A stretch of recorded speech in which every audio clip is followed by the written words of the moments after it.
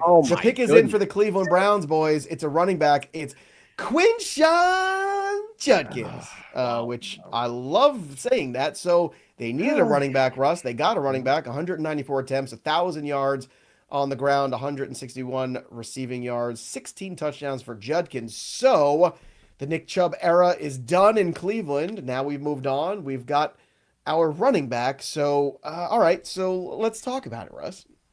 Well, I mean, they get in front of Las Vegas. I mean, they've had this pick and they take it in front of Chip Kelly and his offense in Las Vegas, who's obviously very familiar with Henderson and Judkins during his time last season with Ohio State. There's been a lot of speculation of them having a running back. I know they took Ashton Genty, so that doesn't really matter. But with Judkins, this is a guy that reminds me so much of Isaiah Pacheco with how he runs. I mean, he's not as vicious with running on lava like Pacheco does, but he's patient. He's got good vision. He can press and has the burst to get through the hole and through the second level consistently. Runs hard with that choppy feet, like I said. So the sub 4.5 speed is there. He can catch passes. He can pick up some blocks. The technique's got to get a little better, but this is a great fit for a guy that I think can be a true number one for them. And Debro, they're going to have to run the football here. I mean, I mean, yeah. Look, I know Joe talked about them Flacco's. wanting to... Go ahead. Sorry. Look, I'm just saying, I know he loves to throw the football. He's 40 years old, though. You got to learn to run the football again. So let's talk about the redraft value of Judkins, because I think it's going to be more immediate. Third team, big all-10 conference. He led the team, by the way, with 1,060 rushing yards. That was the leading of that team as well. So what do you think of the Judkins fit here in Cleveland from a fantasy perspective, especially in redraft? Like, where would you put him? Hot take in your mind right now. Is he a top 15 guy, top 20 guy?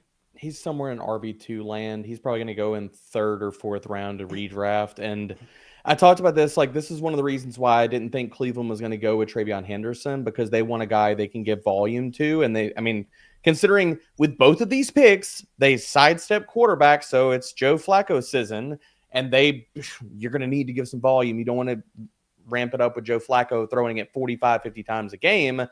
And that's what you're going to be able to do with Judkins. I am not the biggest Judkins fan. I've made that clear throughout the entire draft process. But the one thing that you know about Judkins is you can load him up with volume. He can handle and be a workhorse.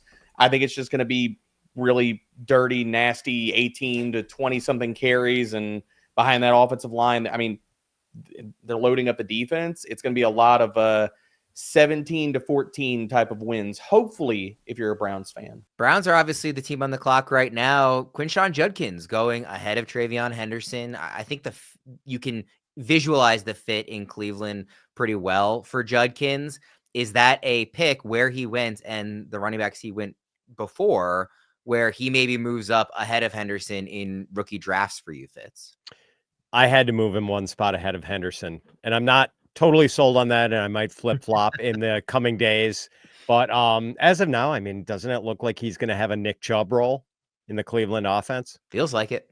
Yeah, but how could they not run the ball a million times? I mean, it's Joe Flacco throwing the ball at his advanced age, or Kenny Pickett. It's not good. So, defense still has a little work to do here in the draft. So, yeah, I mean, let's run the ball a bunch. I think Judkins is going to have a heavy workload.